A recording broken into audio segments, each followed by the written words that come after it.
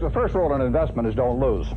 And the second rule in investment is don't forget the first rule, and that's all the rules there are. I mean, if you buy things for far below what they're worth, and you buy a group of them, you basically don't lose money. Warren Buffett, one of the richest men in the world, is worth over $100 billion today. But his story isn't about inheriting wealth or creating revolutionary technology. It's about mastering the stock market and consistently winning where so many others have failed. In this video, we're going to learn how Buffett beat the stock market and became a self-made investment billionaire. So how did he do it?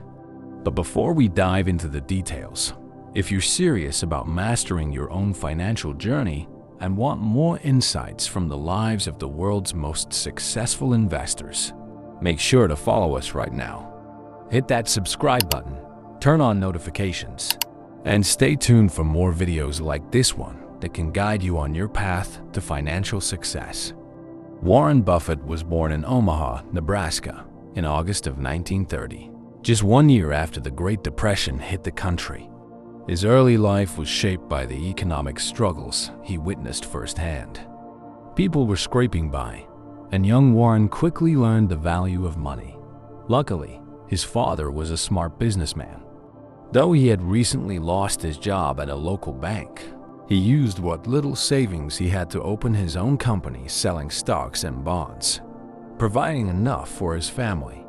Growing up, Warren was a shy and quiet boy who spent most of his childhood alone, often reading books from his father's library.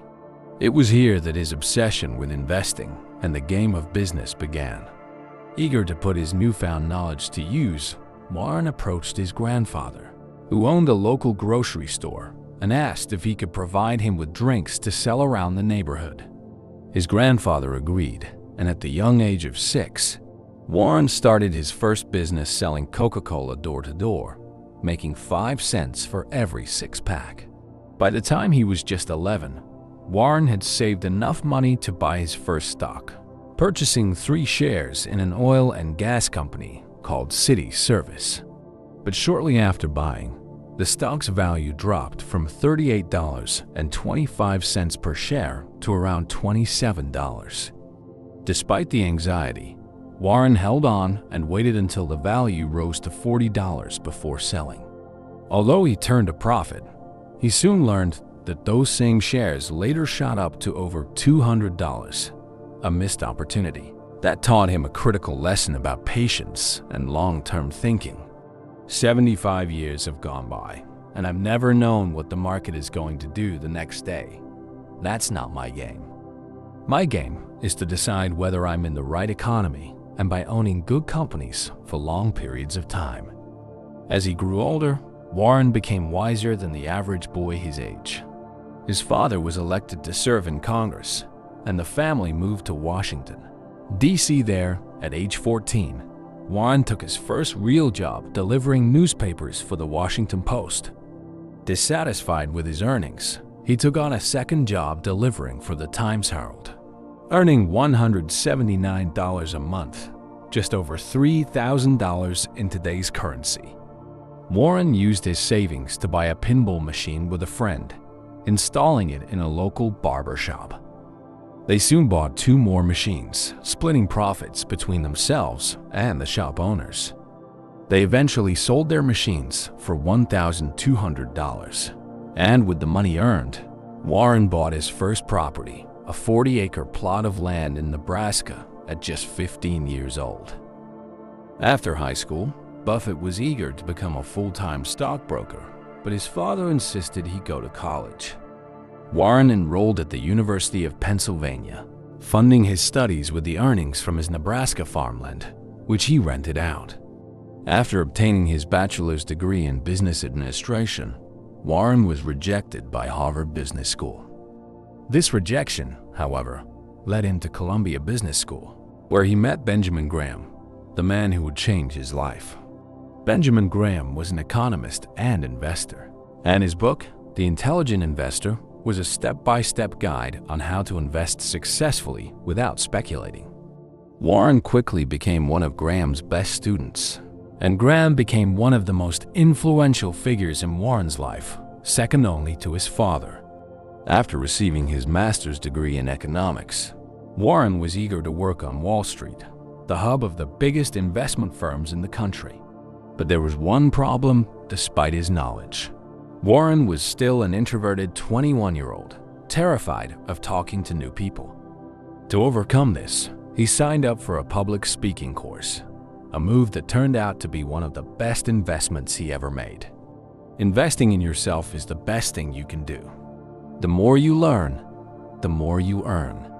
Not long after, Benjamin Graham offered Warren a job at his investment firm in New York, and Warren gladly accepted.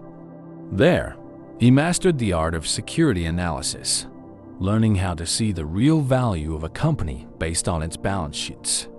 But while Graham and Buffett shared a mutual respect, their philosophies began to diverge.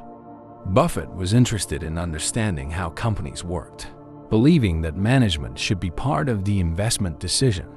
Graham, however, focused strictly on the numbers and was a difficult man to work with, expecting strict adherence to conventional investing rules, which Buffett often questioned. In 1956, at age 25, Warren Buffett returned to Omaha and started his own investment partnership, Buffett Associates Limited, out of one of the bedrooms in his house. He gathered $105,000 from friends and family to kickstart the venture. Influenced by Graham, Buffett began investing in undervalued stocks, but he took this strategy to the extreme by buying shares in companies that were near bankruptcy, so cheap that their liquidation value was worth more. Buffett called this approach cigar butt investing, just like picking up a discarded cigar for a few free puffs. Warren would find stocks so undervalued that the potential profit was almost guaranteed.